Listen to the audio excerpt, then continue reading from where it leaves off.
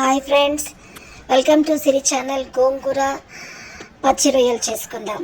గోంగూరకు ముందుగా పచ్చిమిరపకాయ, వెల్లిపాయలు, గోంగూర కడిగి వేసి పేస్ట్ లాగా చేసుకోవడానికి కొంచెం ఒక టీ గ్లాస్ వాటర్ యాడ్ చేస్తూ మనం దాన్ని బాగా ఉడకబెట్టుకున్నాక ఈ విధంగా పేస్ట్ చేసుకుందాము. చూడండి, ఈ విధంగా మరొక మరి గిన్నె తీసుకొని అందులో ఆవాల జీలకర్ర ఫ్రై చేస్తూ కట్ చేసుకున్న ఆనియన్ యాడ్ చేద్దాం. ఈ విధంగా ఆనియన్తో పాటు నా దగ్గర ఉల్లిపరక ఉంది కాబట్టి నేను దాన్ని యాడ్ చేశాను. ఉల్లిపరక లేకపోయినా మీరు ఎక్కువగా ఆనియన్స్ని యాడ్ చేస్తే గోంగూర రుచి ఉంటుంది. ఆల్రెడీ ఆనియన్స్ ద్వారా ఖచ్చితంగా రొయ్యలు బాగా రుచి వస్తాయి.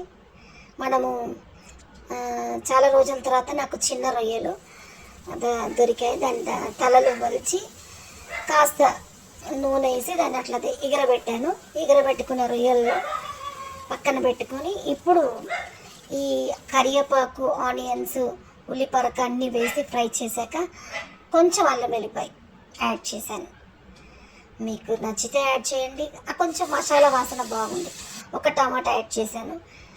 చూడండి, పసుపు వేసుకున్నాను. ఆల్రెడీ గోంగూర చాలా ఎక్కువ పచ్చిమిరపకాయలు కారంగా వేసాను కాబట్టి పచ్చిమిరపకాయలు, ఇంకా ఇందులో కారం వేయలేదు. ఈ విధంగా బాగా నూనెలో మగ్గాక మనం ఎగిరిపెట్టిన ఆ యొక్క రొయ్యలు నేను అందులో వేసాను. చూసారా, కాస్త ఉప్పు వేసినాక ఇంక కొంచెం వాటర్ దిగిద్ది. ఆ రొయ్యలు ఇట్లా ఉడికేటప్పుడు వేస్తే ఆ రొయ్యల ఫ్లేవర్ కూడా తాలింపు ఈ ఉల్లిపరకకు అంటుకుంటుంది, బాగుంటుంది.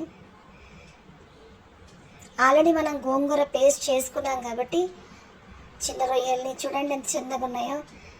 ఈరోజు చాలా బాగా అనిపించింది చిన్న రొయ్యలు చూసి. ఇంకా ఇంట్లో ఆల్రెడీ గోంగూర ఉందని ఏ విధంగా చేయడం జరిగింది. మీరు కూడా ఏ విధంగా చేస్తారో కామెంట్ చేయండి. ఎంతమంది ఈ రెసిపీ మనం విడివిడిగా యాడ్ చేసుకోవచ్చు, కలిపి కూడా చేస్తారు. కానీ ఇట్లా చేస్తే రొయ్యలు విడిగా మరి ఉల్లిపాయలు ఇవి కర్రీలాగా ఉండి అందులో ఇది యాడ్ చేస్తే మంచి స్మెల్ వస్తుంది.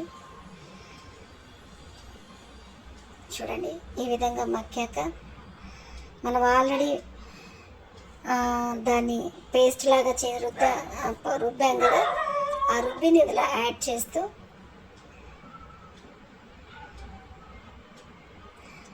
కొంచెం అదే గ్రేవీ కోసం కొంచెం వాటర్ యాడ్ చేశాను నేను. యాడ్ చేసి ఈ విధంగా యాడ్ చేశాక మక్కనిచ్చి ఉప్పేసి మక్కనిచ్చాను. ఆ తర్వాత చూడండి ఏ విధంగా ఉందో. మీకు ఎంతమందికి గోంగూర రొయ్యలంటే ఇష్టము? ఈ విధంగా న్యాచురల్గా చేసుకోవడం నాకు చాలా ఇష్టము, మసాలా లేకుండా. చూడండి ఎంత చక్కగా ఉడుకుతుందో. దాంట్లో కొంచెం కొత్తిమీర యాడ్ చేసి మూత పెట్టి మక్కనిచ్చాక కొన్ని నిమిషాలు కర్రీ చూడండి ఎంత బాగుందో. వేడి వేడి అన్నంలో ఇలాంటి గోంగూర చిన్న రొయ్యలు సూపర్గా ఉంటాయి.